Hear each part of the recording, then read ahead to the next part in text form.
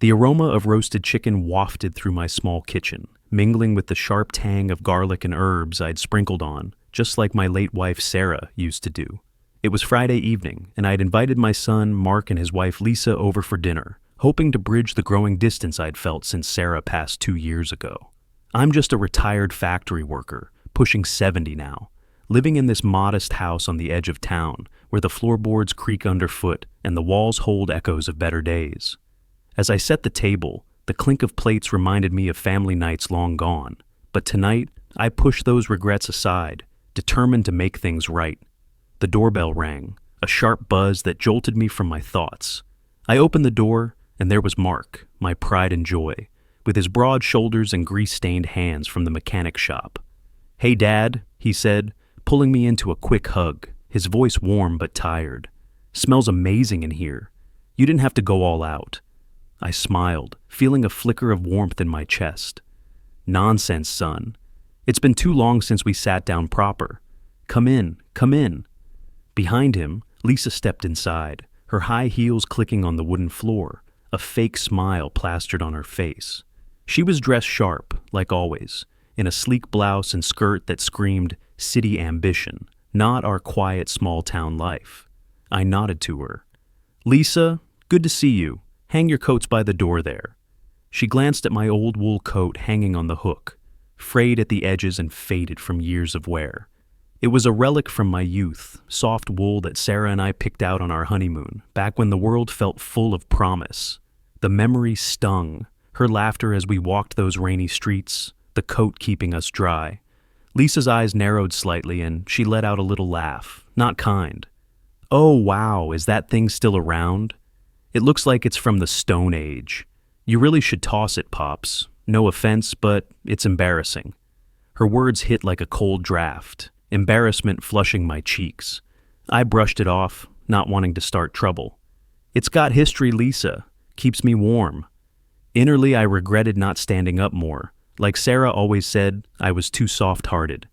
We moved to the table, the chairs scraping as we sat. Mark dug in right away.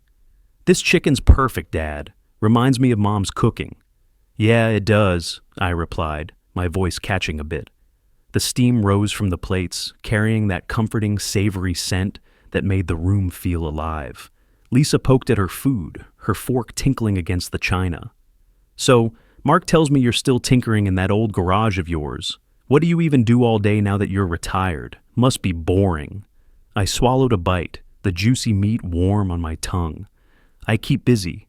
Fix up odds and ends for neighbors. It's peaceful." But her tone grated, hinting at disdain for my simple life. Mark jumped in, trying to smooth it. "Dad's got skills, Lisa. He fixed my truck last month, saved me a bundle." She rolled her eyes, sipping her water with a smirk. "Skills are great, but let's be real. That coat over there, it's a joke. You wear that out in public, people probably think you're homeless. Mark, tell him he needs an upgrade, something modern." Mark chuckled awkwardly. "Come on, babe, lay off. It's just a coat." But I felt the sting deepen, regrets bubbling up. Why did she always jab like this? I remembered the first time I met her, 5 years ago, her charm masking something sharper. "It's fine, son," I said, forcing a laugh. "Lisa's just teasing." "Pass the potatoes?" As we ate, the conversation shifted, but her jabs kept coming. "You know, Pops, with Mark working so hard, maybe it's time to think about downsizing this place. It's cute, but it's falling apart. That coat matches the house. Outdated." The words hung in the air, the room suddenly quieter, only the hum of the old fridge in the background. I nodded, but inside, suspicion flickered. Was this just mockery, or something more? Sarah's voice echoed in my mind. "Trust your gut, dear. People show their true colors." Mark changed the subject. "Hey, Dad, how's your health been? You mentioned that cough last week." I waved it off. "Better now?" Doc said it's nothing. Lisa leaned in, her perfume, something floral and overpowering, wafting over. "You should take better care of yourself. At your age, little things can turn big. Wouldn't want to burden anyone." Her concern felt hollow, like a veiled threat. I pushed back gently. "I've managed this long, Lisa. No burden here." The tension built, forks clinking slower now. Mark sensed it. Let's talk about something fun. Emily's soccer game is next weekend. You coming, Dad? My granddaughter Emily. She was the light in all this. Wouldn't miss it, I said, smiling genuinely for the first time. But Lisa cut in again. Just don't wear that coat. The other parents might stare. Laughter from her, forced from Mark. I stayed quiet, regretting how I'd let these slights pile up over the years. The dinner dragged on, the roasted chicken taste turning bland in my mouth. As we finished, I stood to clear plates, the stack rattling in my hands. Napkins, anyone? I reached for my coat pocket, habit from years of keeping extras there. My fingers brushed something crinkly. Not a napkin, but a forgotten paper, edges worn. A vague memory stirred. My brother handing me something important before he died, saying, "Keep this safe, brother, for when you need it." What was it? An insurance policy? My heart skipped, unease settling like a fog. Lisa's eyes darted to my hand, narrowing suspiciously. "What's that, Pops? Pulling out relics now?" Her voice was sharp, too interested. Mark looked curious. "Yeah, Dad, you okay?" I pocketed it quickly, forcing a smile. Just an old note, nothing. But inside, doubt swirled. Why her sudden freeze? The air felt thicker, the scent of dinner now cloying. What secrets was this coat hiding? And why did Lisa seem so on edge? Don't forget to subscribe for the next part. Things are about to get darker as I uncover the truth. The house felt emptier after they left, the faint scent of Lisa's floral perfume hanging in the air like a bad omen, mixing with the lingering aroma of cooled chicken grease. I sat in my dimly lit living room, the old armchair creaking under me, staring at the crinkled paper I'd pulled from my coat pocket.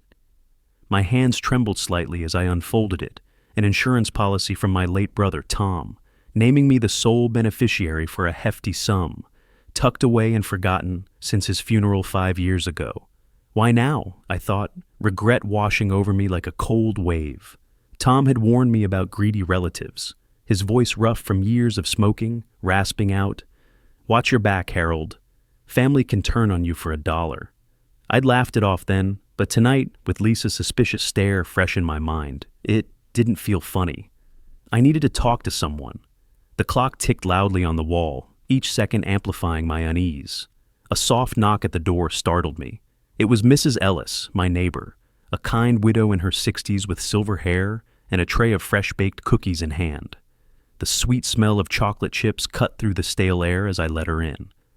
"Harold, you look like you've seen a ghost," she said, setting the tray down on the coffee table. "I saw Mark's car leave. Everything all right with the family dinner?"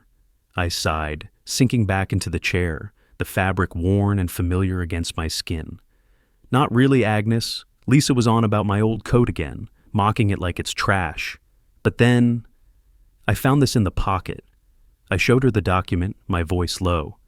"It's from Tom, worth a fortune apparently. Forgotten it was there." Her eyes widened as she scanned it, adjusting her glasses. "Good heavens, Harold, that's no small change. You think Lisa knows? She always struck me as the type who eyes what's not hers." She paused, handing me a cookie, its warmth seeping into my fingers. "You should talk to Mark about this. He's your son. He'll set it straight." I nodded, but doubt gnawed at me. "Has Mark changed?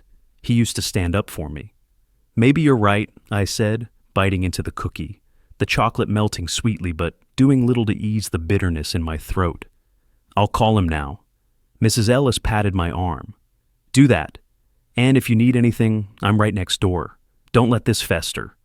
She left with a sympathetic smile, her footsteps fading down the path, leaving me alone with the humming fridge and my swirling thoughts.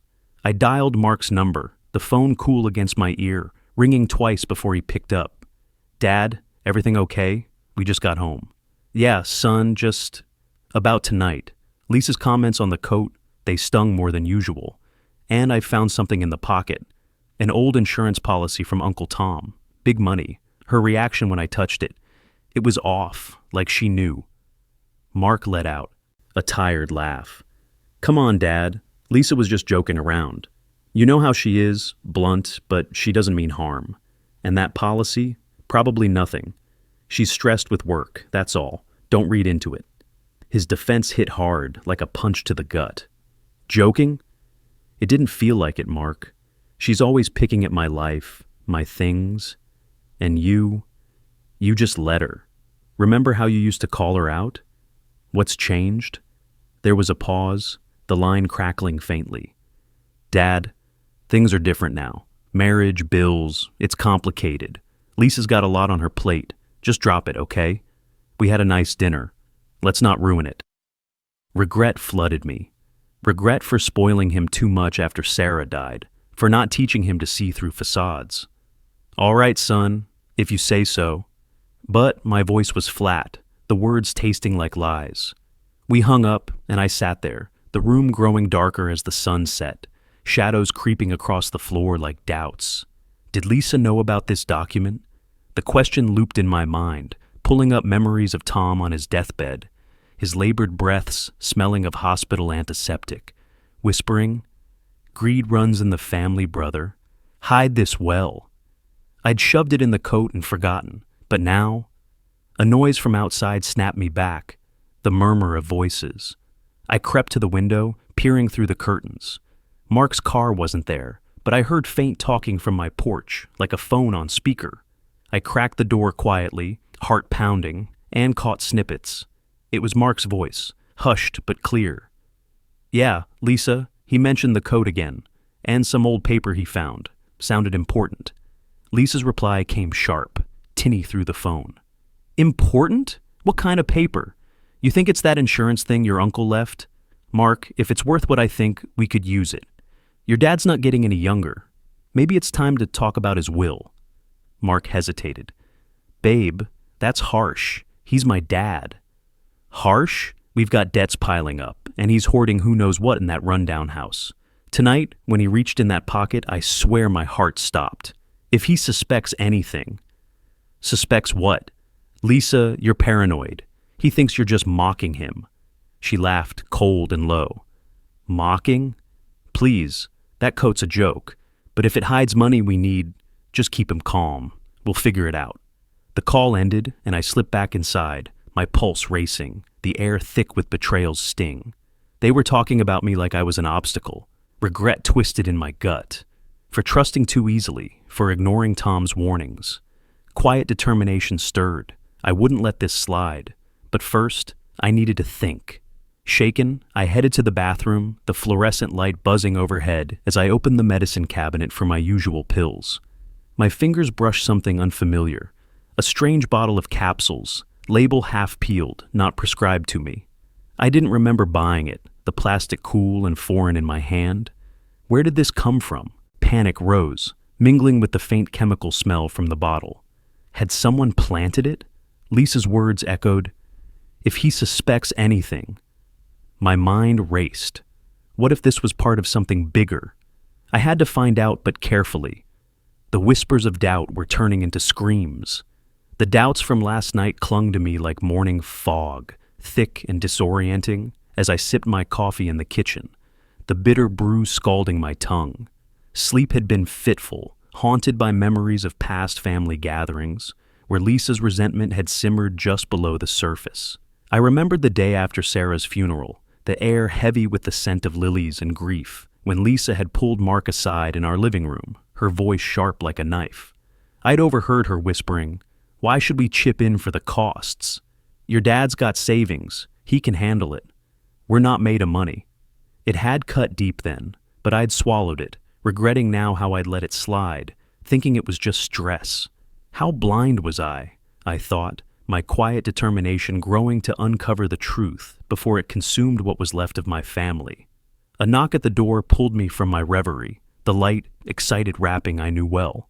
I opened it to find my granddaughter Emily, 10 years old and full of sunshine, her backpack slung over one shoulder. She threw her arms around me, hugging tightly, her small hands gripping my shirt as if I were her anchor. The faint smell of crayons and school glue clung to her, a reminder of innocence lost in this mess. "Grandpa, Mom dropped me off early. Can I stay for lunch? Please?" I smiled, kneeling to her level, feeling a pang in my heart. "Of course, kiddo. What's new at school?" We moved to the couch, her chatter filling the room like a balm. "Teacher said I'm good at drawing. she said, pulling out a sketch of our family, stick figures with big smiles, except Lisa's, which had a frown. But home's weird lately. Mom and Dad argue a lot. About money, I think. Mom says we need more, and Dad says to be patient. Her words hit like a gut punch, regret flooding me for the fractures I'd ignored. Arguing, huh? What does your mom say exactly? Emily shrugged, tracing the drawing with her finger. Stuff like, your dad's sitting on a gold mine, Mark. We deserve a piece. What's a gold mine, Grandpa? Like in cartoons? I froze, the room suddenly colder. Sitting on a gold mine?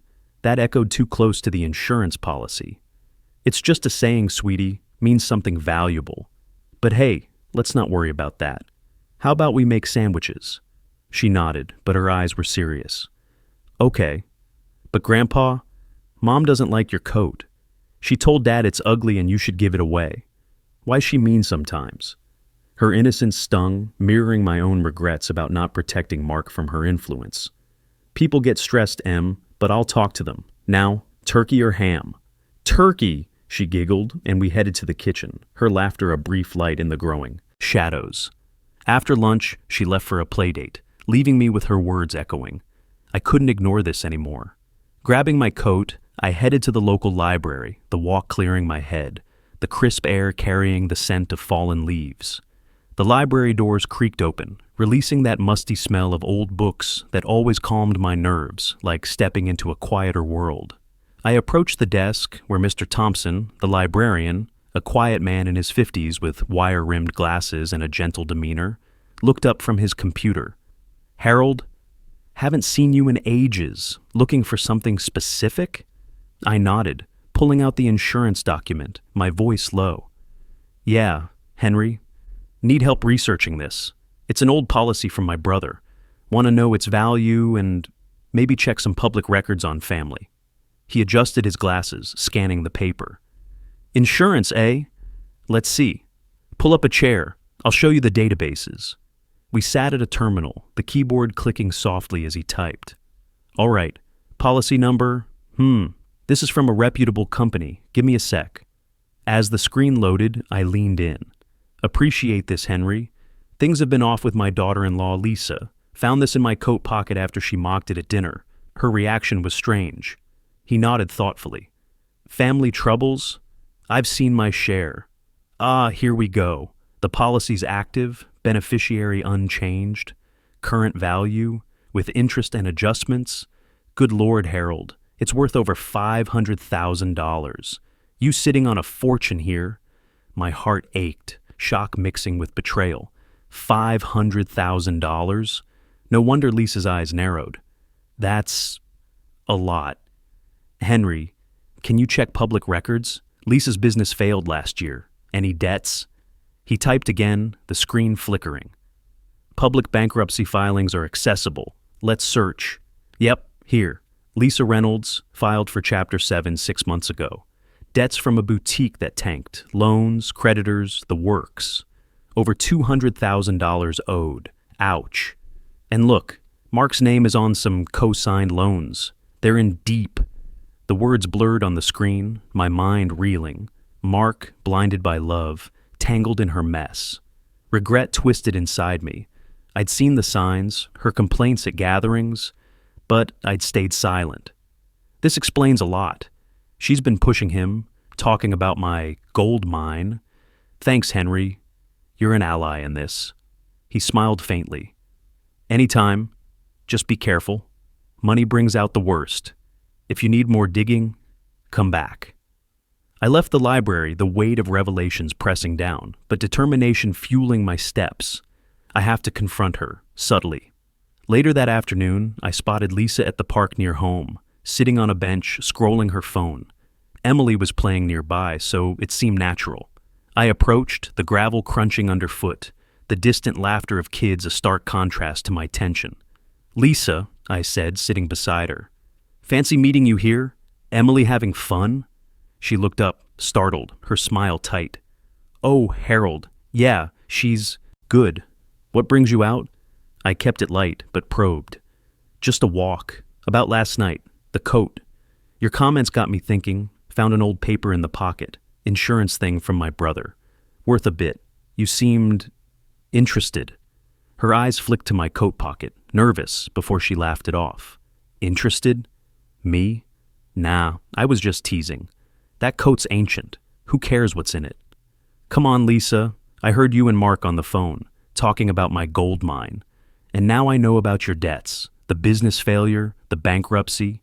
$200,000? That's motive to eye my policy. She paled, her voice rising defensively. What? You spying now? That's ridiculous. Mark and I are fine. The business was a setback, sure, but we're not after your money. You're paranoid, old man. Paranoid? Or seeing clearly? Remember Sarah's funeral? You griped about the costs, said I should handle it alone. Always resented my simple life, huh? Mark's blinded, but I'm not. She stood, glancing at the pocket again, her hands fidgeting. This is nonsense. Stay out of our business, and keep that coat, and whatever's in it, to yourself.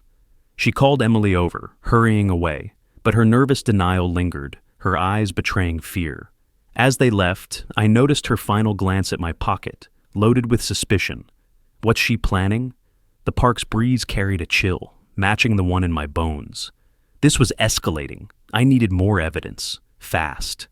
The suspicion that had been simmering since the park confrontation boiled over into outright fear that morning as I stood in my bathroom, staring at the mystery pill bottle I'd found in the cabinet. My hands shook as I popped one into my mouth, the capsule leaving a bitter taste lingering on my tongue, sharp and unnatural. I swallowed it with water, thinking it was my usual heart medication. But within minutes, dizzy spells hit me hard. The room spinning like a carnival ride, my vision blurring at the edges. I gripped the sink, the porcelain cold under my palms, regret flooding in. What have I done? This isn't right. Panting, I stumbled to the phone, dialing Dr. Harris, my longtime family doctor. His receptionist squeezed me in, and I drove there on shaky legs, the car's engine humming a steady rhythm that did little to calm my racing heart. His office smelled of antiseptic and concern, the sterile tang mixing with the faint aroma of coffee from his mug as I sat in the exam room, the paper on the table crinkling under me. Dr. Harris entered, his white coat crisp, face lined with the worry of decades treating our family. Harold, you look pale. Tell me what's going on. I leaned forward, voice unsteady. Doc, I took a pill from this bottle, found it in my cabinet, not sure where it came from. Dizzy right after, bitter taste that won't quit. Room spun, felt like I was going under. He examined the bottle, frowning deeply. This isn't your prescription. Label's generic, could be anything. Let's run some tests. Blood draw. First. The needle pricked my arm, a sharp sting as he drew vials. Any enemies, Harold? This could be tampering. Poisoning's not out of the question. Symptoms match low-dose toxins. Poisoning? The word hung heavy, fear gripping my chest. Enemies? My daughter-in-law, Lisa. Things have been off. Mocked my coat, eyed a document in it, an insurance policy worth a fortune, and her debts. I confronted her. She got nervous. Dr. Harris nodded, capping the vials. Family betrayal's the worst. I'll rush these to the lab. Meantime, no more pills from that bottle. Stay hydrated, rest. If it's poison, we'll catch it early. Call if symptoms worsen. As he left to process the tests, I sat there, reflecting on my regrets. After Sarah's death, I'd spoiled Mark too much. Extra money, no tough love. Perhaps creating this mess, leaving him vulnerable to Lisa's influence. I should have been firmer, taught him to spot greed. Quiet determination stirred. I wouldn't let her win. Back home, the dizziness easing but fear lingering, I heard a knock. Mrs. Ellis again, her voice calling through the door. Harold? Brought soup. You sounded rough on the phone earlier. I let her in, the savory broth smell comforting as she set it on the table. Thanks, Agnes. Doc thinks poisoning. From those pills.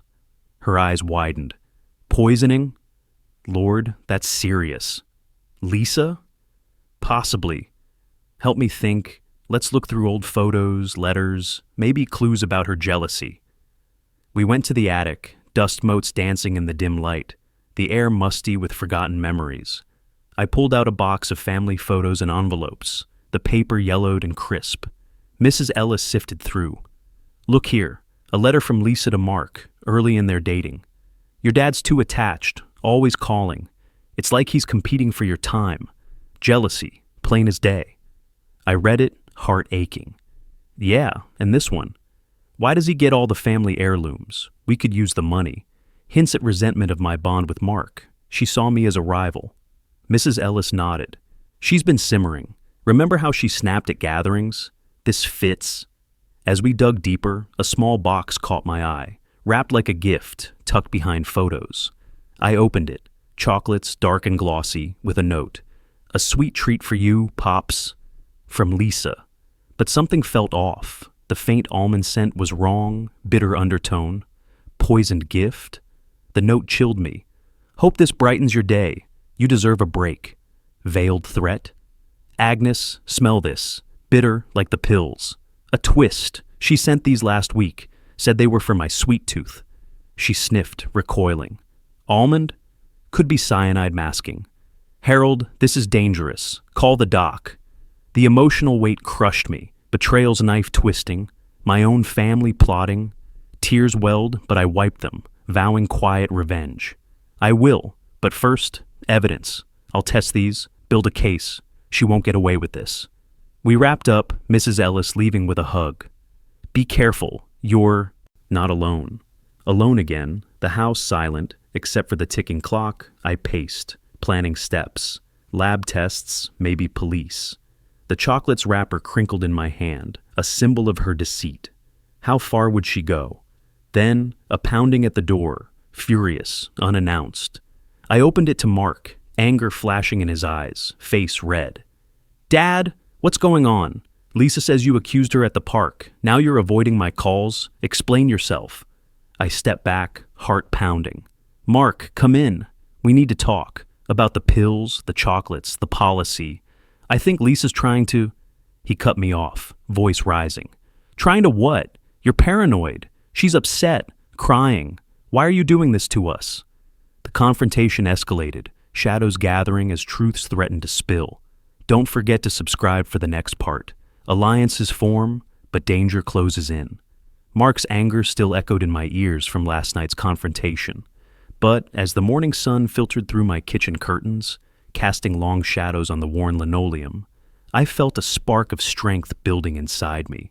The dizziness from the pills had faded, replaced by a quiet resolve. I couldn't face this alone anymore. The bitter aftertaste lingered faintly on my tongue, a reminder of the danger, but it fueled me to confide in more people, to build a net of allies against the darkness closing in. I started with a call to the local police station, my voice steady despite the knot in my stomach. An hour later, I sat in a quiet corner booth at the diner downtown, the aroma of fresh coffee rising in steamy wisps like my rising hope. Detective Ramirez slid into the seat across from me, a sharp-eyed officer in his 40s, with a neatly trimmed mustache and a no-nonsense gaze that pierced right through you. I'd seen him around town, handling small cases with quiet efficiency. Mr. Reynolds, he said, shaking my hand firmly, his grip calloused from years on the job. You sounded urgent on the phone. What's this about suspected poisoning? I took a sip of coffee, the hot liquid grounding me. Call me Harold. It's my daughter-in-law, Lisa. Started with her mocking my old coat at dinner, but I found an insurance policy in the pocket, worth $500,000. Then mystery pills in my cabinet made me dizzy, and chocolates from her smelled off. Doc Harris thinks tampering. And her debts. She's desperate. Ramirez leaned in, notebook out, pen scratching softly. Slow down. Timeline, evidence. I laid it out, voice low over the diner's hum of clinking mugs and murmured conversations. Dinner was last week. Found the policy that night. Overheard her talking to my son Mark about my gold mine. Confronted her at the park. She got nervous, denied everything. Then the health scare yesterday. I've got the pill bottle and chocolates. Doc's testing them. He nodded, eyes narrowing. Motive sounds financial. Any history of conflict? Plenty. She's always resented my bond with Mark. After my wife Sarah died, Lisa complained. About funeral costs, said I should handle it alone. Sarah warned me once, you know. A flashback hit me hard. Sarah in our bed, her gentle voice a whisper in the dim lamplight, smelling of lavender lotion. Harold, you trust too easily. Family can hurt the deepest. Watch for signs. Tears welled up now, blurring the diner's fluorescent lights. I wiped them away. She was right. I ignored it. Ramirez softened slightly. Losing a spouse is tough. We'll need those test results. If it's poison, it's attempted harm, serious charges. Keep records, avoid contact. I'll open a file, discreetly. Thanks, detective. This means a lot. Feels like I'm not alone anymore. He stood, leaving his card. Call if anything new. Stay safe. We'll get to the bottom of this. As he left, hope flickered, but so did the moral dilemma gnawing at me. Revenge or forgiveness? Lisa's family? But if she's trying to kill me, justice has to win. No turning back. Back home, the house quiet except for the distant bark of a neighbor's dog, I heard a soft tap at the back door. Peeking out, I saw Emily, my granddaughter, sneaking over from next door where she'd been dropped off. She slipped inside, her small frame hugging me, the scent of playground dirt and innocence clinging to her.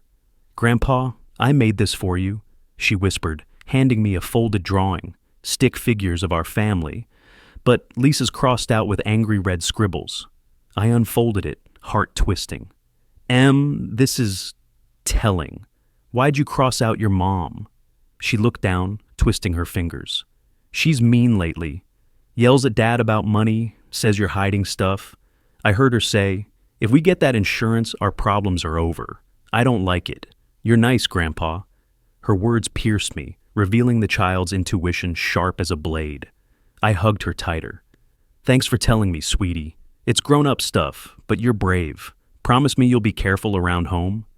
"I will. Love you." She darted out, leaving me with the drawing, a tangible clue to the rot in my family. Even Emily sees it. I have to protect her.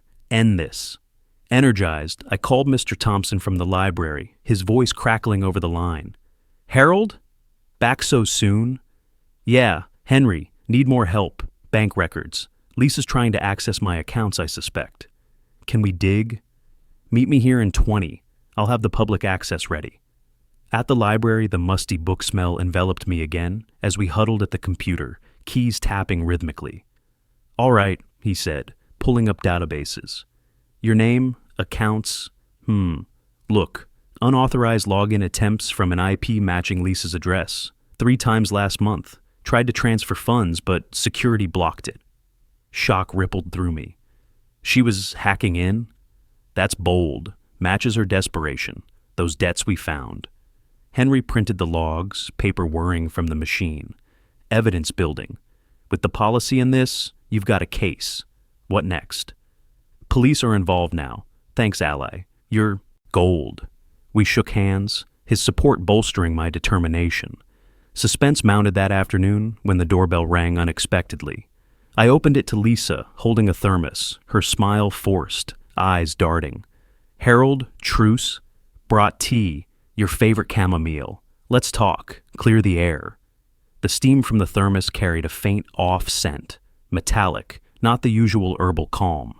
Something's wrong, I thought, near-miss alarm bells ringing. "Thanks, but I'm good, not thirsty." She pushed it forward. "Come on, it's fresh. For the dizziness you mentioned, it'll help." I took it but didn't drink, setting it down. "Lisa, cut the act. I know about the bank attempts, trying to access my money, and the chocolates, the pills. Detectives involved now." Her face paled, but she recovered. "What? That's crazy. I brought tea to apologize. The coat thing was stupid. Mark's worried. You avoiding us?" "Avoiding? After you eyed my policy like prey? Emily even senses it. Drew you crossed out." She laughed nervously. "Kids imagine things. Drink the tea, relax. We're family." "Number smells off, like the chocolates. Get out." She left, flustered, the door slamming behind her. Innerly, the dilemma raged. Forgive for Mark's sake or pursue revenge. She's crossed lines, just as it is. I poured the tea down the sink, watching it swirl away. That evening, alone with my phone set to record, I hid in the bushes near their house, heart pounding, the night air cool and pine-scented. Voices drifted from an open window, Lisa and Mark arguing. "Mark, he knows too much," Lisa hissed. "The policy, the attempts, I partially admit, I looked into his accounts. We need that money. Mark's voice rose. Partially? Lisa, did you poison those gifts? This is insane. Not poison, just something to make him weak. Sign things over. For us, baby, he won't miss it. The recording captured it all, her partial guilt admitted. Shock froze me. This was the break, but at what cost to my son? The confrontations were heating up, each one stripping away another layer of the family I'd once cherished, leaving me raw and exposed. That evening, as the sun dipped low, painting the sky in hues of orange, I waited in my backyard, the grass cool under my feet, and crickets chirping a rhythmic chorus that did little to soothe my nerves. I'd texted Mark to come alone, no Lisa, and now here he was, stepping through the gate, his face a mix of confusion and frustration. The air carried the faint scent of blooming jasmine from Sarah's old garden, a bittersweet reminder of happier times. I clutched the insurance document and the stack of evidence, printouts, the pill bottle, the recording, tears already streaming down my face as he approached. Mark, sit down. We need to talk. Really talk. He folded his arms, staying standing, the evening breeze rustling his shirt. Dad, this better be good. Lisa's a wreck after you kicked her out yesterday. Accusing her of poisoning? What's wrong with you? I wiped my eyes, voice breaking. Wrong with me? Look at this. I thrust the insurance policy at him, my hands trembling. Found it in my coat pocket, the one she mocked. $500,000 from Uncle Tom. Then the pills that made me dizzy, chocolate smelling off. Doc confirmed tampering. And this recording. Listen. I played it on my phone, Lisa's voice crackling through. I partially admit, I looked into his accounts. Something to make him weak, sign things over. Mark's face paled, but he shook his head. No, this can't be right. It's edited or something. Lisa wouldn't what, son? Poison me? Hack my banks? Henry from the library pulled records, her login attempts. Debt swallowing you both. She's desperate. Tears flowed freely now, hot on my cheeks. I spoiled you after Mom died, Mark. Gave you everything, never said no. Maybe that's why you're blind to this, but she's trying to kill me for that money. He sank onto the bench, doubt creeping into his eyes, voice softening. Dad, I don't know. She's been stressed, yeah. Talking about your savings a lot. But poisoning? That's insane. Why not just ask? Ask? She's resented me since day one. Remember how she twisted everything? This is her way. My heart ached, regret flooding in. For not seeing her influence sooner. For letting my softness create this vulnerability. Mark rubbed his temples. I need time. If this is true, God, what do I do? Emily ... Protect her, and help me end this. He nodded faintly, doubt taking root, before leaving with a heavy sigh. The crickets seemed louder in his absence, mocking my fractured family. The next morning, as I sipped tea, my own safe brew, the doorbell rang sharply.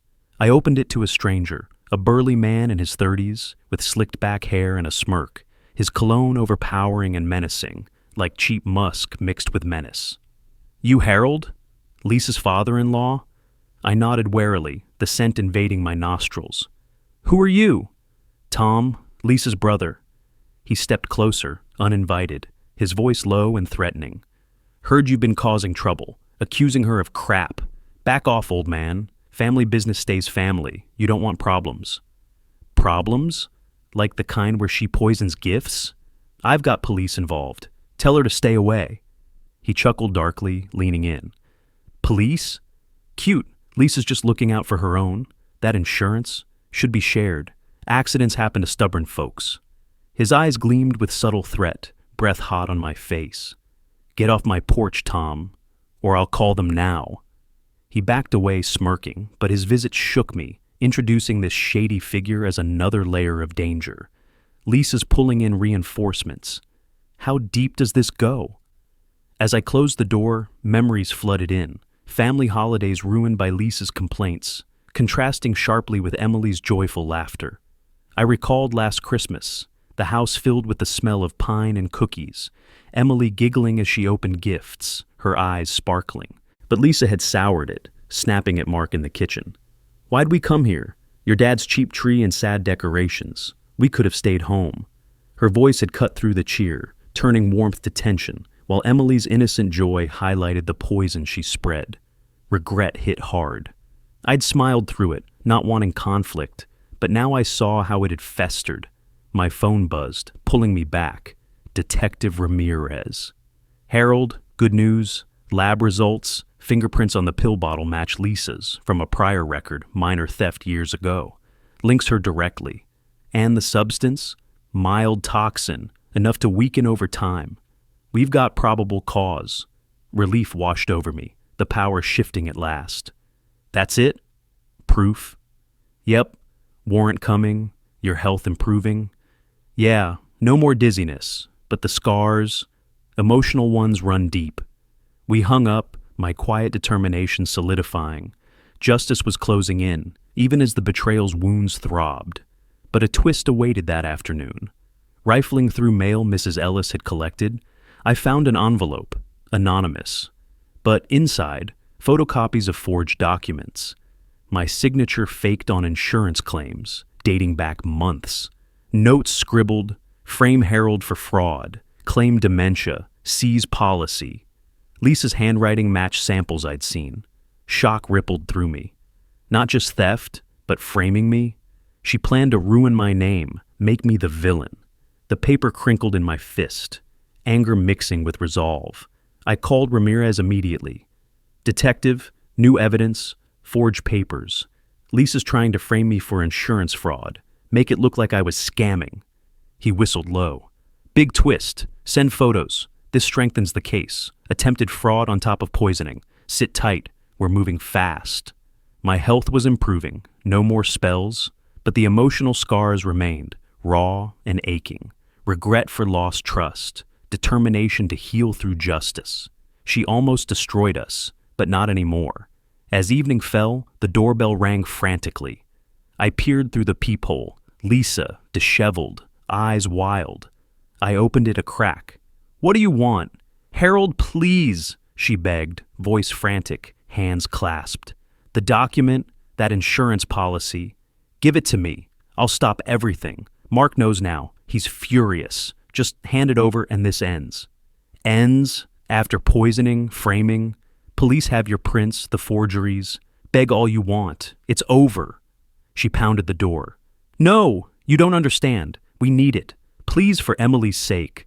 Her pleas fell on deaf ears, the storm breaking around her. But as she persisted, I wondered, what desperate move would she make next? Karma was finally starting its slow, inevitable work, and I watched it unfold from afar, a quiet satisfaction mixing with the lingering ache of betrayal.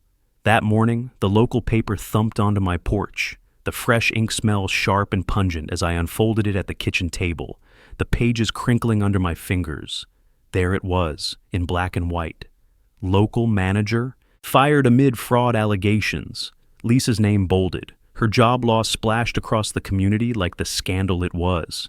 I sipped my coffee, the bitter steam rising, and felt a twist in my gut. Not joy, but justice.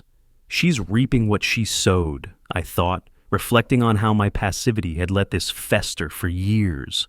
I'd been too soft, too quick to forgive slights, pushing me now toward growth, a harder edge to protect what remained of my family.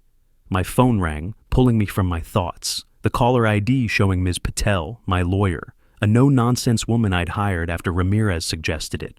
Her office was cluttered with towering files and the scent of stale coffee when I visited later that day. But her voice over the line was crisp. "Harold, it's time. The evidence is solid. Fingerprints, forgeries, the recording. We can file charges for attempted poisoning and fraud. Meet me at 2 p.m. to sign the papers." I leaned back in my chair, the wood creaking. "I'm ready, Ms. Patel. This has gone on long enough. What are the next steps?" She paused, papers rustling on her end. "We'll submit to the DA. With her job loss, she's vulnerable, creditors circling. But, Harold, this could get ugly. Family in court. You sure? Uglier than her trying to kill me for insurance money? Yeah, I'm sure. I've been too passive my whole life, letting things slide after Sarah died, spoiling Mark to fill the void. It created this mess. No more. Good, she said firmly. See you soon. Bring any new evidence. Hanging up, I stared at the paper again, the ink smell fading, but the words burning. Reflections hit hard, my flaws glaring, being too passive, avoiding confrontations, thinking love meant endless forgiveness. It had blinded me to Lisa's greed, but now it pushed me to grow, to fight for Emily and Mark. That afternoon, as I prepared to leave for Ms. Patel's, a soft knock came. Emily, sneaking over again, her small face pale under the porch light. She hugged me, her coat carrying the crisp scent of autumn leaves. "Grandpa, can I come in?" "It's bad at home." I ushered her inside, closing the door against the chill. "What's going on, Em?" "Tell me." She sat on the couch, twisting her hands. "Mom and Dad yelling again. Last night I heard Mom say, if Harold files those charges, we're ruined. I hid that account for us. Dad told her to stop, but she said it's all his fault for not helping more." My heart sank, strengthening my resolve. Her innocence amid the chaos was unbearable. Hidden account, like money? "Yeah," she whispered, eyes wide. "Mom said it's her safety net from the business. Dad was mad, said it's wrong. They're always arguing now. I hate it, Grandpa. Why can't things be like before?"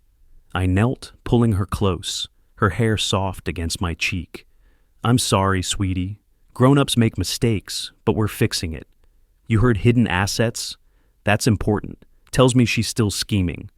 She nodded, tears welling. "Promise it'll be okay? I don't want Mom to go away." "It will be, Em. Justice means facing consequences. Go home, but call if you need me." She left, her footsteps fading, leaving me with fresh determination. Hidden assets? Time for subtle revenge. Later, at Ms. Patel's cluttered office, files stacked like accusations, I shared Emily's words. "My granddaughter overheard Lisa mentioning a hidden account. We can use that?" Ms. Patel's eyes lit. "Absolutely. If we tip off creditors anonymously, it unravels her further. I'll guide you, make it untraceable." "Let's do it," I said, signing the charge papers, the pen scratching like finality. "I've been passive too long. This is growth, quiet justice." She nodded. "Smart. File this, then the tip. Karma's helping, but we push it." That evening, with Mrs. Ellis's help over tea in my kitchen, the steam-carrying chamomile calm, we made the anonymous call. "Creditors hotline," the voice answered. I disguised my voice slightly. "Regarding Lisa Reynolds, debts from her failed business. She's hiding assets in an offshore account, number 47,892 at Cayman Bank. Check it." The operator noted it. "Thank you for the tip. We'll investigate." Hanging up, Mrs. Ellis smiled. "Subtle, Harold, her life's crumbling now." "Yeah," I replied, the tea warm in my hands. Karma's work, with a nudge. Tension built over the next days, peaking when I called a family meeting at my house. The living room felt heavy, the air thick with unspoken words as Mark, Emily, and Lisa arrived. Lisa's face was drawn, job loss etched in her eyes. "What is this, Harold?" Another accusation fest. "Sit," I said, voice steady. "We talk truth. Mark, you know the evidence? Poison, forgeries, now hidden assets. Emily heard you arguing about it." Lisa's eyes darted to Emily. "You little sneak! What did you tell him?" Emily shrank back. "Just what I heard, Mom. You said the money's yours, hidden away." Mark stood, anger flaring. "Is it true, Lisa? Hidden accounts? After everything?" She exploded, voice rising. "Yes! I hid it for us, for our future. Harold's hoarding that policy while we drown in debt. It's not fair." "Not fair?" I shot back, tears pricking. "You poison me, frame me. I was too passive, but no more. Mark, see her now?" Mark turned to her, doubt gone. "Lisa, this is over. You're destroying us. I choose Dad, my family. Get help, but we're done." "You traitor!" she screamed, truths exploding like fireworks. "You'll regret this. Emily, we're leaving." "No," Mark said firmly. "Emily stays with me. Go, Lisa. Face what you've done." She stormed out, slamming the door, the sound echoing. Emily cried, hugging Mark. "Daddy, is Mom gone?" "For now, sweetie, we're safe." He looked at me. "Thanks, Dad. I see it all now." The meeting ended, tension peaking but power shifting. Mark on my side, Lisa isolated. But karma wasn't done. Days later, word spread. Lisa fled town, vanishing after creditors seized her hidden assets. I watched from afar, subtle revenge complete. Then, checking my mailbox, the metal creaking, I found a note, threatening in her handwriting. "You think this is over? I'll come back, make you pay. Watch your back, old man." Fear chilled me, but resolve burned stronger. She's gone, but not finished. Reflections on my growth hit. From passive victim to determined fighter. The emotional ending taught a lesson. Betrayal scars, but facing it builds resilience. The day of the trial arrived like a storm I'd long seen brewing. The courthouse steps cold under my feet as I entered, the air inside thick with the scent of polished oak and stale coffee from the nearby vending machine. My heart pounded, anxiety building as I took my seat on one of the wooden benches, which creaked under the weight of tense bodies, lawyers flipping papers, families whispering prayers. The room echoed with low murmurs, amplifying every sound, every breath. Then the judge entered, a stern man with a lined face and piercing gray eyes, his black robe swishing as he ascended to the bench. He banged his gavel once, the sharp crack resounding like finality, silencing the room. "Court is now in session for the case of the state versus Lisa Reynolds," he declared, his voice gravelly and unyielding. "Call the first witness." I gripped the railing in front of me, my knuckles white as the prosecution began. Flashbacks hit me hard. My brother Tom on his deathbed, the hospital room smelling of antiseptic and his fading cologne, his hand weak in mine as he whispered, "Harold, promise me you'll protect what's yours." Family can turn, but justice, it balances the scales. Don't let them take it. That promise steadied me now, tears pricking my eyes as the memories grounded my resolve amid the chaos. The prosecutor, a sharp woman in a tailored suit, stood. "Your Honor, the state calls Dr. Harris to the stand." My doctor approached, swearing in with a steady hand, his white coat swapped for a suit that still carried a faint antiseptic whiff.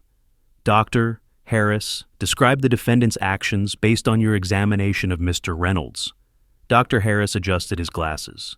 "Harold came to me with dizziness, nausea, symptoms consistent with poisoning. Tests showed traces of a toxin in his system, matching the pills found in his home. Those weren't his prescription. They were tampered with, designed to weaken him over time." Lisa shifted in her seat across the aisle, her lawyer whispering furiously. "Objection, Your Honor," the defense attorney barked. "Speculation?" "Overruled," the judge said flatly, gavel tapping lightly. "Continue," the prosecutor pressed. "And the chocolate sent by the defendant?" "Same toxin," Dr. Harris confirmed. "Enough to hospitalize or worse if ingested fully. It was attempted poisoning, plain and simple." I felt Emily's small hand slip into mine from the seat beside me. She'd insisted on coming, her presence a warm anchor amid the cold proceedings. "Grandpa, is Mom going to jail?" she whispered, her voice tiny, eyes wide with fear. "We'll see, sweetie," I murmured, squeezing back, regretting not shielding her sooner from this ugliness. Mark, on my other side, leaned over. "Dad, this is hard, but necessary. I'm with you." Next, Detective Ramirez took the stand, his badge gleaming under the lights. "Detective, what evidence links Lisa Reynolds to these crimes?" the prosecutor asked. "Fingerprints on the pill bottle matched hers," Ramirez replied evenly. "Forged documents with her handwriting, attempting to frame Harold for insurance fraud. Bank records show unauthorized access attempts. And this recording." He played it, Lisa's voice filling the room. "I partially admit, something to make him weak, sign things over." Gasps echoed, the voices amplifying my anxiety. The room spinning slightly as old dizzy spells threatened to return. Lisa's lawyer jumped up. "Your Honor, that recording was obtained illegally." "Was it, counsel?" the judge asked, eyes narrowing. "Mr. Reynolds?" I stood, voice trembling but firm. "I recorded it myself, outside their window. I had to know the truth." "Admissible," the judge ruled, gavel cracking. "Proceed." Lisa's downfall unfolded completely then, her pleas during cross-examination falling on deaf ears. "I didn't mean to hurt anyone," she stammered from the stand, voice cracking. It was desperation. Debts, the business failing. Harold, please, tell them it was a mistake. The judge interrupted. Address the court, Ms. Reynolds. But I met her eyes, steady despite tears. A mistake? You poisoned gifts, framed me, all for money. I trusted you as family. Mark stood suddenly. Your Honor, may I speak as her husband? Ex-husband now? Lisa, you almost killed my dad. For what? Greed? I apologize, Dad. I should have seen it. The judge nodded. Noted. Any more witnesses? The prosecution called me next. Swearing in, the Bible rough under my palm, I recounted everything. The mocking at dinner, the suspicious stares, the health scares. She begged for the document last, I said. But evidence shows her plan. Poison me, claim the insurance, frame me for fraud. Objection! Hearsay! Her lawyer shouted. Sustained, the judge said, but the damage was done. As I stepped down, Emily clung to me, her hug tight. I love you, Grandpa. You're brave. Flashbacks steadied me again, Tom's promise echoing. Balance, brother. It made sense now.